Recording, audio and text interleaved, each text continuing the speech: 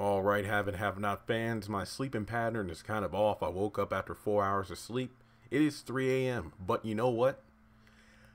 In the midst of waking up in confusion in regards to what day and what time it is, I actually came up with a couple of theories to do videos on. So expect back-to-back videos popping up on my YouTube channel very, very soon.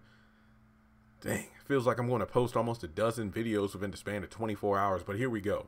Now, I was looking at some of the comments on my Instagram post and, of course, YouTube comments, and I really, in regards to the video I did about will David kill Veronica, and, some people were agreeing with the theory I had that, a fate worse than death, in terms of like a long-term ending for Veronica is, let's say she ends up going to court for the FBI. They get all the evidence needed to present a case so strong that not even Veronica can survive, even with her cockroach lifestyle, if you will, being that she can seemingly survive a nuclear explosion and crawl away from the damage unscathed. But I was thinking what would be even worse for her, because I will admit, in some of my recent live streams and whatnot, I said season 4 was one of the worst seasons ever. But after going back through episodes like Brilliant Lawyers, I believe it's the name of the episode. It's like it was one of the early episodes of season 4, basically around the time when Jim got out of jail, found Jennifer Salison laying on his floor dead, then was talking with Catherine about how if you try to pin this on Veronica and go to court, you are going to be convicted within seconds, due to the fact that he was testing her with things like, where were you sitting on the couch? And if Veronica was standing next to you, why wasn't there blood splatter and stuff like that? So Jim might be an asshole, but at the same time, he has been a judge for years, meaning that he has plenty of experience in the courtroom and firsthand, just being a firsthand witness to people coming into the courtroom and literally being murdered, no pun intended, within seconds, due to the fact that their stories don't line up. There's a science behind these things, and it really did blow my mind looking into those episodes. And I was thinking about the fact that when it comes down to Veronica, it would be humiliating for her with a reputation like she has to actually be defeated on the courtroom and then actually go to jail. Even worse, bringing things around full circle, because this show has a knack for doing just that. Like what one person does to another person usually comes back to them in some way, shape, or form, typically worse than how they acted towards another. So for example, she put Toxic in Wyatt's jail cell to have him raped. Now imagine if Veronica goes to prison, not jail, but prison, and at the time she's in a jail cell with a lesbian or just a female who actually likes having sex with other females, and Veronica gets raped herself. That will be one hell of a miserable way to end the rest of her life. Not saying she commits suicide, not saying she gets killed in jail, but just having her life, the rest of her life being spent in jail, and then she has to live in situations like that. Pretty much, everything she's enacted on everyone else coming back to her. Karma is truly a bitch. But in the comment section, a lot of people are saying, David needs to, stand out and kill her, or what if Jeffrey does it? And no, Veronica can't. She's too evil. Nobody can ever kill her. Everybody has valid points, but one thing people were saying is, I think a couple of people mentioned Celine, and that's what inspired this video. And really, I was thinking to myself, let's think back to like season 1 through 3 when Celine was part of the main cast. She was just about in every single episode. And you think about the fact that before the haves and the have-nots started, I know that Hannah and Celine knew each other, but it wasn't for extremely long. If memory serves, and somebody let me know in the comments if I'm wrong, Celine and Hannah knew each other for, it was like what, 2 years or less. It was along those lines. Basically, it reminds me of the Fresh Prince of Bel-Air.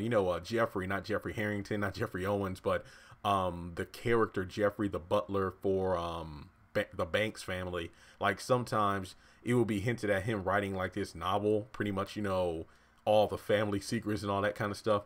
And even sometimes he and other butlers would meet for like, tea and crumpets and stuff like that. So, the butlers had their own kind of organization spilling family tea all over the place, except, you know, luckily enough, being butlers, when it comes to this kind of tea, they don't have to clean it up afterwards. So I'm thinking to myself, well, Hannah doesn't gossip. That was pretty much established in her episode, her first scene when she was having the job interview with Catherine. Like, Catherine was trying to prod some information out of Hannah in regards to her former employer, where she was a maid, and Hannah wouldn't give up any details. And then she thought, you know what, Mrs. Cryer, I don't think I'm the right person for this job. And because of that, she actually got the job, because it was mentioned that, you know, hey, every family has skeletons in their closet. My family sure does, and we don't want any of that stuff leaking out. So with a person like you, you're hired.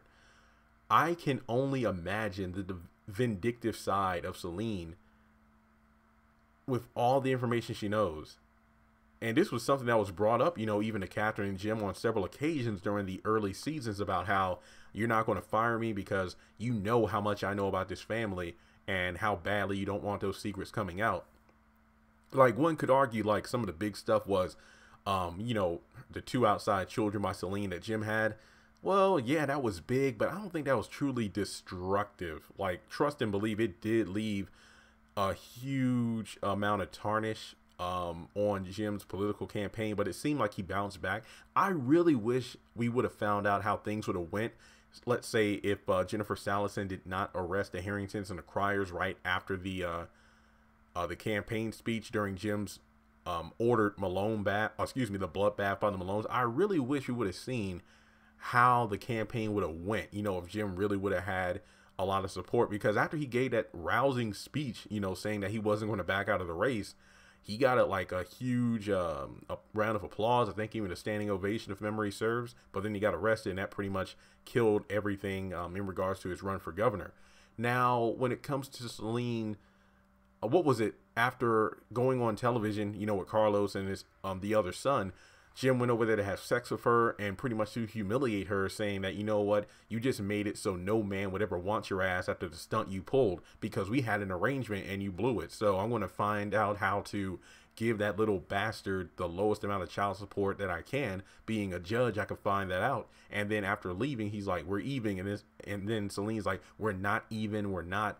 Meaning that I'm pretty sure instead of it being a huge revenge thing like death and whatnot, even though I still think Celine was the one that has something to do with Amanda's murder, I think it would be very interesting if when she says revenge, she's really referring to all the secrets she still knows about the family. Because if it turns out that the Cryers end up going to court, best believe Celine will probably be somebody that's contacted by George or anybody who wants the Cryers to be brought down. And with all the stuff that she knows, working for them for so long, there is just, my gosh, I feel like she would just be, it reminds me of what David said about Maggie Day. Maggie, you don't drop hints, you drop bombs. So I just figure that's going to be something in regards to Celine, because we do know she is coming back for season 7. And that leads to my earlier point about all these maids and butlers, you know, most likely having like a union, so to speak, you know, where they get together and swap secrets and whatnot. But between the families that they work for, Allison or Alice, and on Instagram I did post, I'm like, wow, I thought her name was Alice, not Allison. And then some people were like, well, Alice is short for Allison. I did not know that, so thank you.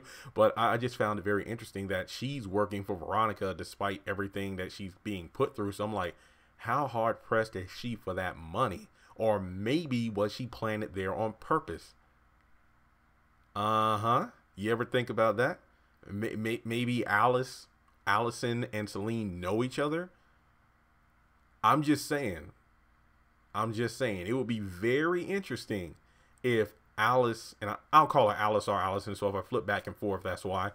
If Alice was placed in Veronica's household for a reason, I think that will add more depth to her character. I mean, it's just like, wow, I wonder to what extremes is Allison restraining herself from not, you know, doing something to Veronica that we haven't already seen her do. Because remember, when Maggie came by the Cryer house and Celine brought out tea for Catherine and Veronica, Catherine said, no, she probably spits in it, don't drink it. But then when Maggie came, you know, they poured her a big cup. So I'm just saying that it is possible that Allison does things to the food. But at the same time, I think something we should really consider is what if Celine and Allison are kind of in league with each other, because maybe it was a situation where, you know what, we're going to get back at all these sons of bitches. So I have all this dirt on the Criers, and then let's bring it down with the Harringtons, because Veronica and Celine had words during the time they were all kind of restricted to the living room of the Crier mansion after Amanda was killed, you know, so the cops had, it's like, and nobody can leave. So you can imagine Celine being as vindictive as she is, having someone planted over at Veronica's house, because, you know, some of us were talking, you know, what character, who would be the one to kill Veronica? And it's sometimes the characters you least expect. You know, what if Allison was the one that did it? Yeah, it wouldn't be as flashy as, let's say, if Justin, David, or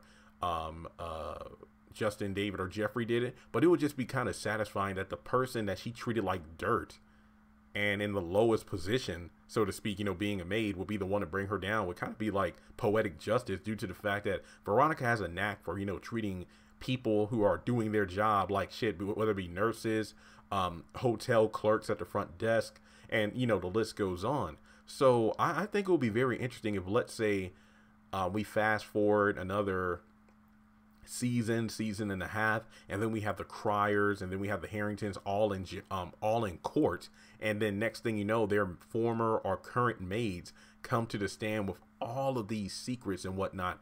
Because remember, the FBI, Allison was the one that opened the door, and you know, she opened the door and let him in, and Veronica was like, now let me talk to this crazy bitch for, you know, letting the FBI in this house. So I'm just saying, like, yeah, Allison or Alice was the maid before the FBI thing happened, or at least the car bombing. So we can assume that, well, then again, you never know. What if she was planted there by the FBI? What if Allison is like an informant? What if she's an agent? There are so many ways this can go down. But guys, let me know your thoughts in the comment section below. I do think, despite the fact that these people are still gunning for Candace, they're gunning against each other, like Veronica versus David threatening Veronica trying to get rid of RK and Justin, Catherine trying to get rid of Candace, Jim just trying to keep things above water with the whole Sarah and the bullet thing.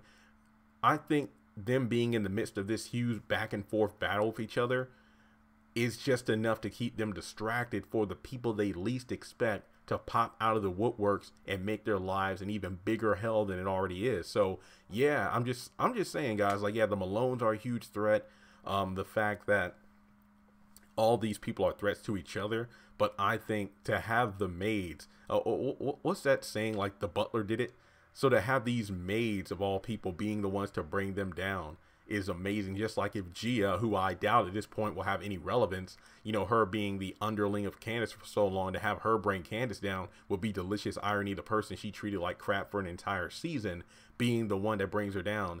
The same could go for like Catherine dragging Celine by the hair, or, you know, Veronica just being a commanding dictator to Allison. So all I'm saying is we better not underestimate these characters. So let me know your thoughts in the comment section below. Are Allison and Veronica and Celine and the Criers, are these the nuclear weapons, the weapons of mass destruction that can bring these haves down to an even lower level than the have-nots? This will definitely be a twist I would love to see happen. But yeah, let me know your thoughts. Subscribe to the channel if you haven't done so already, and I'll talk to you soon.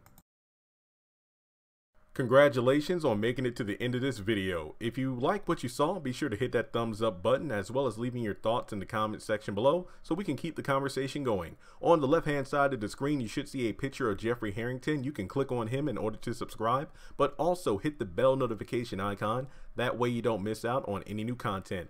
Also, you should see some videos appearing on the screen as well that I'm pretty sure you'll enjoy if you enjoyed the one you just saw. But also, be sure to follow me on social media such as Facebook, Instagram, and Twitter. Links to all my social media will be in the description below. And in order to help this channel hit 100,000 subscribers, I'm going to need your help. So make sure to share this video as well as the channel around with all of your friends on your own social media. But once again, thanks so much for tuning in, and I'll catch you all in the next video.